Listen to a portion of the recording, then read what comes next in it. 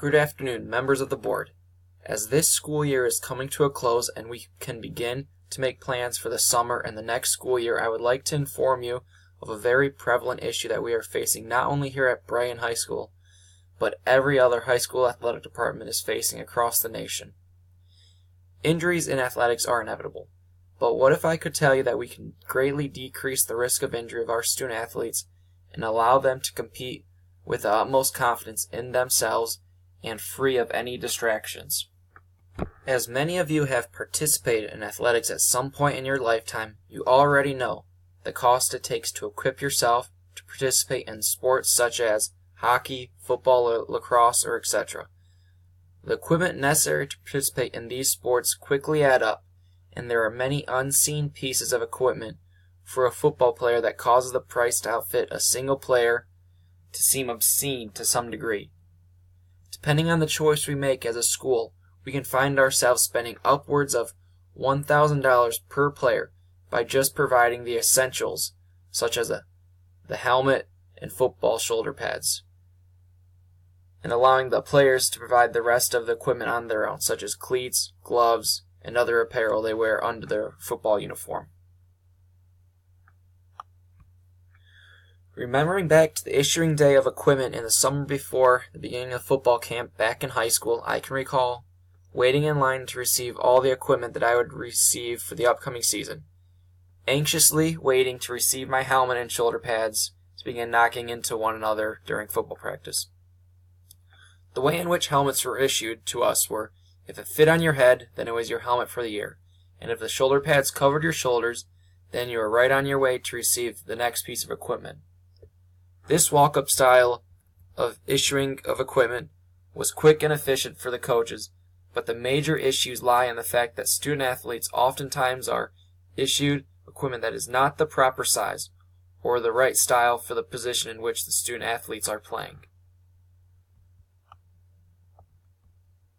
Now, football equipment, like many other equipment for designated sports, is made with the idea of position-specific modifications to them.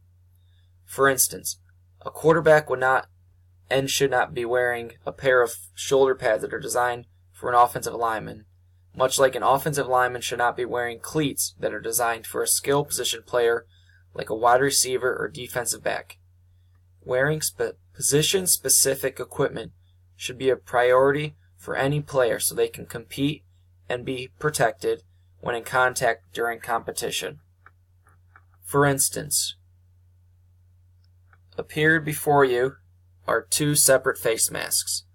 One on the left, the S2B SWSP, which has a much more open area of vision, is designed for skill positions such as a quarterback, a wide receiver, and even a running back, so they can see the field of play, while as to the right, the S3BDU SP is designed for more of an offensive lineman or defensive lineman to protect their eyes or any type of hands or fingers getting into their face area when they're in contact in the trenches.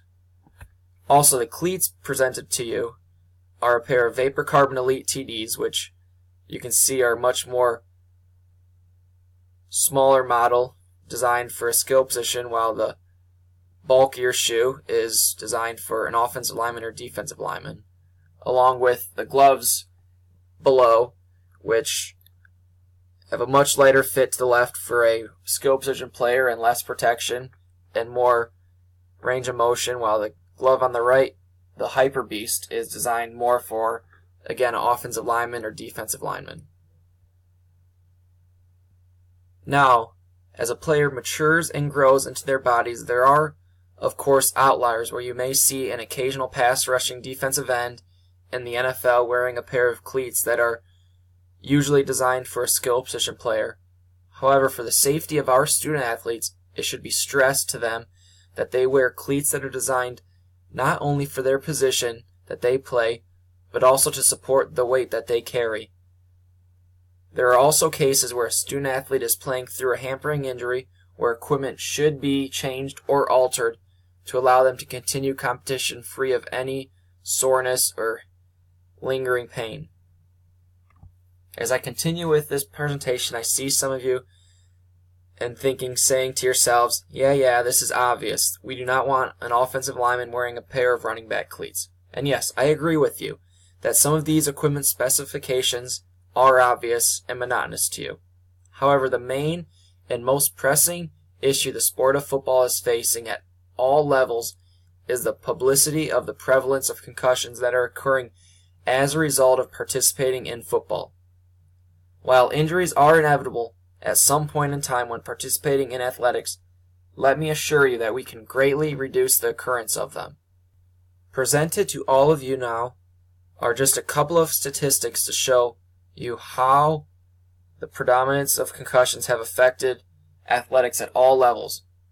Within high school athletics, between 1.7 to 3 million concussions occur each year when competing in sports or recreational events. And approximately of the 3 million reported occurrences, around 300,000 are football related. In addition, 5 out of every 10 concussions go unreported or undetected, which is an incredible disservice to any student athlete.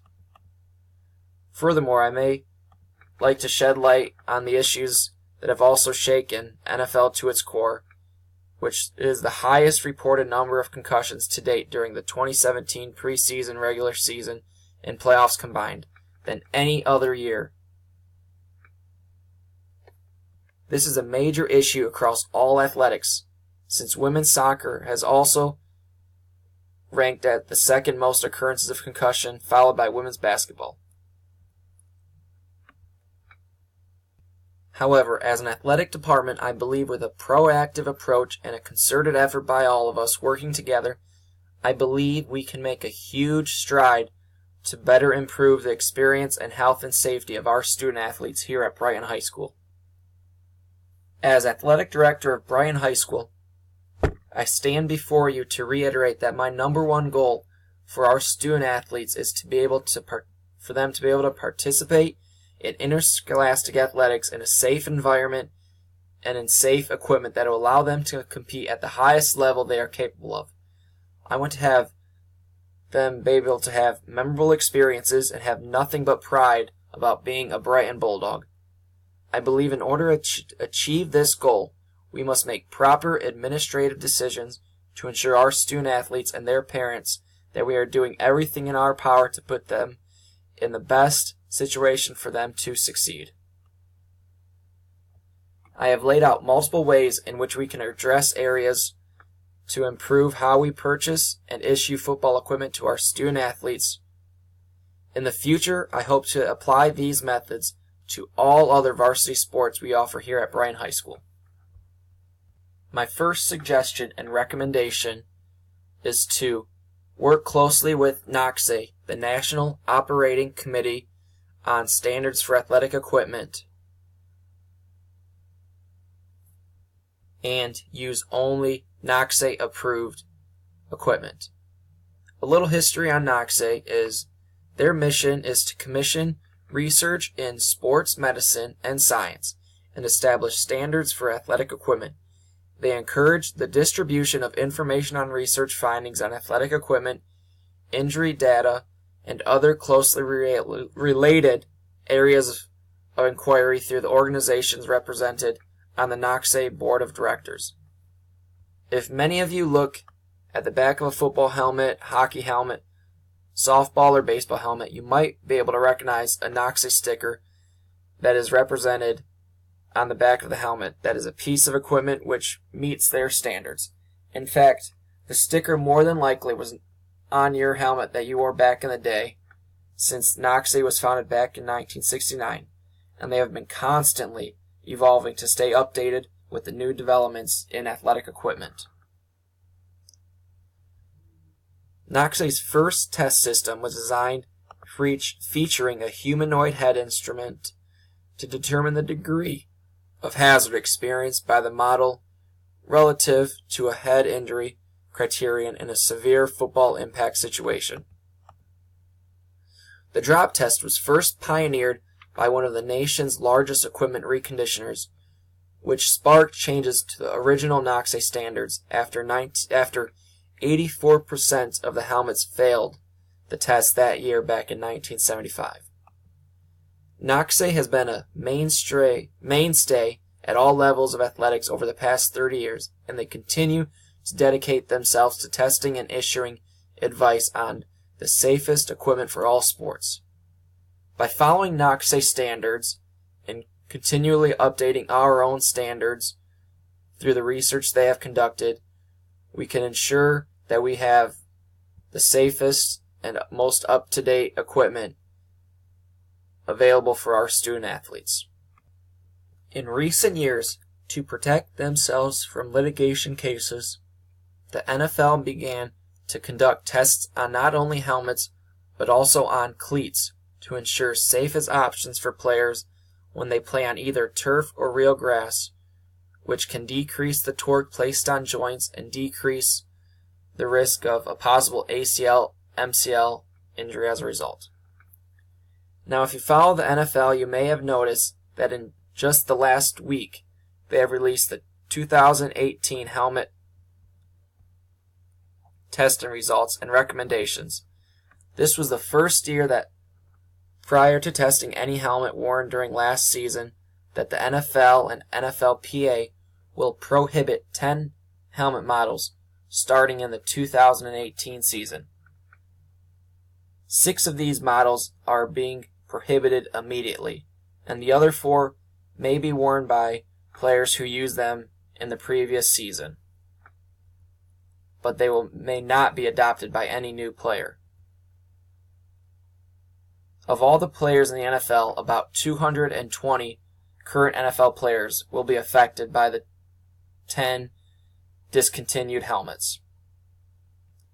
These new standards came after the reported 291 concussions mentioned previously that the NFL Chief Medical Officer, Dr. Alan Sills, called that number unacceptable and declared a call to action in February to address it, in which they most certainly did. I believe that if an NFL player is banned from wearing any of these 10 helmets, we most definitely will not allow our student athletes whose brains are still developing to wear these poorly and failed tested helmets. Consulting a nearby college athletics department in order to get in contact with one of their equipment managers would be a great opportunity for us to improve our operations of handling all aspects of our equipment. With Michigan State University, Eastern Michigan University, and the University of Michigan, all within a 45-minute drive from our school, it would be just a short drive to meet with a Division I equipment manager and gain insight to how they size football equipment for their student athletes, as well as how they procure and repair equipment as needed. It would be very beneficial if we could have any available equipment managers to help in the fitting of our student athletes into proper shoulder pads and helmets based off their size and position they play, along with making footwear recommendations as well. When these fittings are taking place, I would require all football coaches, from the freshman coaching staff to the varsity coaching staff, to be present and engaging to learn the certain nuances of the equipment side of the game of football. The final recommendation I would like to make before you all would be to become more involved as a unit within Athletic Equipment Managers Association. This would be a great asset for us, as we could potentially have someone on staff be tested and certified to handle athletic equipment for all sports. By becoming certified, we will have the relief of having someone who is reputable in knowing how to properly provide athletic equipment to our student athletes, as well as the proper ways to recondition equipment at each year's end, in addition to how to clean the equipment periodically to prevent harmful diseases from creating an outbreak like MRSA. In a recent survey conducted by the AAMA, 291 equipment managers who responded to the survey, only 16 worked in the high school setting. In the future, I see this number growing year in and year out. That is the conclusion of my presentation for you all today. I would like to thank you all members of the board for your time and undivided attention to this topic that I hold near and dear to my heart. Thank you all again, and then as always, go Dogs!